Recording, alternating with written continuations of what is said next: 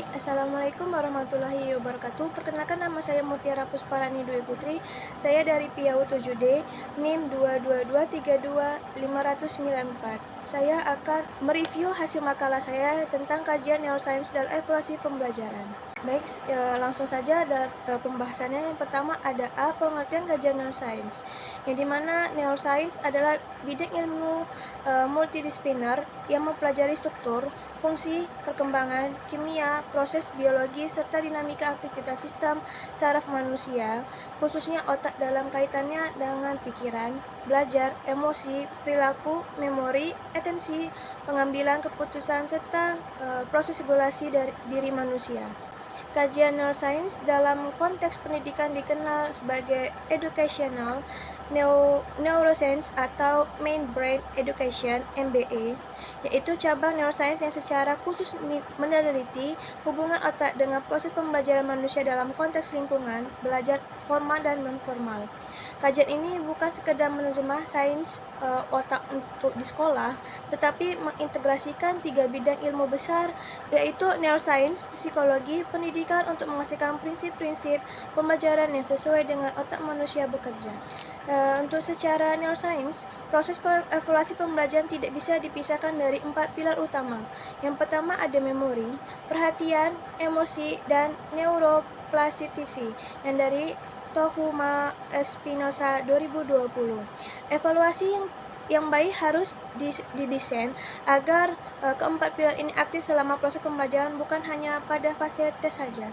Yang pertama ada neuroplasticity, yang dimana perubahan struktur otak karena pengalaman belajar. Evaluasi yang dilaksanakan terus-menerus dan berulang-ulang akan menguatkan sinaps sehingga memori semakin permanen.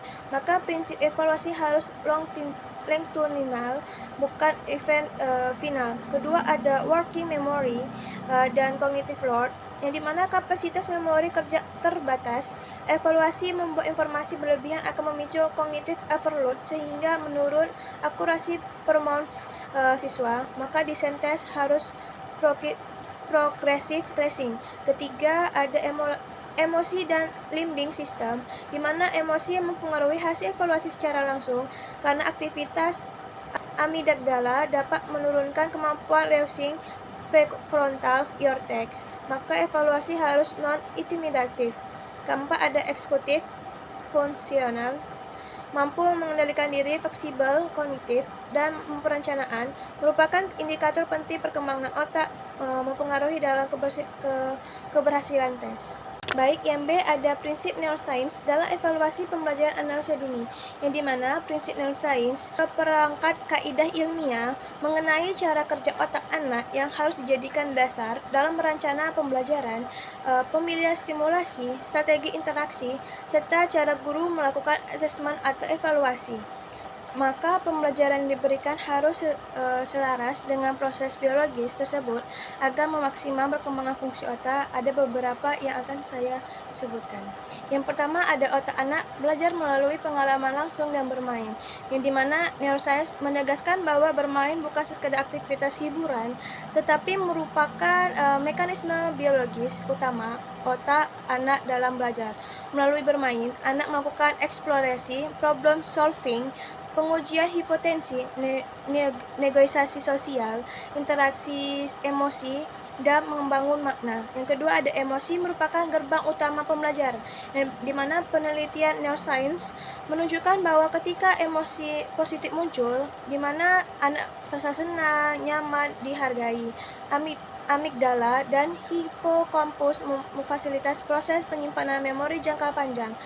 Yang ketiga ada otak belajar bertahap, tidak sekaligus, di mana neuroscience menjelaskan bahwa otak anak membutuhkan penguatan, scaffolding terhadap, serta pengalaman konsisten untuk membentuk memori yang kuat. Yang keempat ada otak perkembangan optimal melalui interaksi sosial, yang dimana interaksi sosial adalah stimulasi yang paling kuat untuk perkembangan otak anak usia dini, terutama dalam hal bahasa, kontrol diri, empati, fungsi, dan eksekutif, dan kompetensi sosial. Yang terakhir ada setiap anak setiap otak anak unik, yang dimana tidak ada dua orang yang sama di dunia. Struktur pengalaman, wiring, ritme perkembangan, sensitif sensorik, minat, dan kecepatan belajar anak berbeda. Dengan demikian, prinsip neuroscience dalam evaluasi pembelajaran PAUD adalah evaluasi harus menstimulasi koneksi otak, memperkuat emosi, membangun rasa aman emosional, menghargai perbedaan individu otak anak, berbasis proses bukan hasil, serta dilakukan dalam konteks aktivitas natural bermain. Evaluasi tidak berdiri di luar pembelajaran, tetapi menjadi bagian integral dari proses belajar mendukung perkembangan otak anak secara biologis dan psikologis. Yang C, ada bentuk evaluasi neuroscience dalam PAUD. Yang pertama, ada observasi natural, yang dimana guru mengamati saat anak bermain bebas atau bermain berstruktur untuk melihat proses problem solving, regulasi diri, komunikasi, dan kreativitas. Ini sesuai prinsip bahwa otak anak belajar melalui pengalaman langsung. Kedua, ada penilaian autentik, yang dimana evaluasi dilakukan dalam konteks kegiatan nyata. Stimulasi akademik untuk anak dinilai dari bagaimana ia melakukan eksplorasi, mengambil keputusan, mencoba strategi, dan mengeksperimen. Yang ketiga, ada portofolio perkembangan, yang dimana dokumentasi bukti belajar anak disusun dan di periode waktu tertentu untuk melihat proses dan dinamika perkembangan otak anak. 4, ada catatan anekdot dan body note harian. Guru mencatat temuan mikro setiap hari tentang perilaku, emosi, bahasa, aktivitas, strategi perkiraan, dan respon anak. Yang kelima, ada evaluasi berbasis proyek, yang dimana anak diberikan tantangan yang memerlukan eksplorasi, kolaborasi, mengujikan ide. Terakhir, ada dialog reflektif dan pernyataan metakognitif, yang dimana guru membimbing anak berpikir tentang pikirannya sendiri, sehingga informasi berpindah dari memori kerja memberi jangka waktu yang panjang. D, ada perbandingan evaluasi tradisional dan evaluasi berbasis neuroscience di PAUD naratif. Untuk evaluasi tradisional cenderung menempatkan penilaian di akhir pembelajaran, berorientasi pada hasil akhir, capaian kompetensi, nilai yang terukur, serta membandingkan pencapaian antara anak. Evaluasi jenis ini dilantis paradigma bahwa belajar dipandang sebagai akumulasi pengetahuan yang dapat diukur melalui bentuk produk belajar. Sedangkan evaluasi pembelajaran berbasis neuroscience memandang bahwa evaluasi bukan sekedar aktivitas mengukur hasil akhir belajar, namun sebagai proses mengetahui dan memahami bagaimana otak anak sedang berkembang selama proses pembelajaran berlangsung.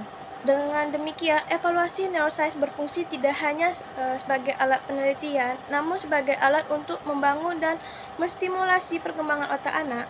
Evaluasi bukan hanya menilai hasil belajar, namun adalah bagian dari proses memperkuat belajar itu sendiri. Evaluasi tradisional mengarah dalam pelabelan, sedangkan evaluasi neuroscience mengarah pada pendampingan perkembangan anak secara individual, holistik, dan humanistik. Mungkin itu saja yang bisa saya sampaikan. Wassalamualaikum warahmatullahi wabarakatuh.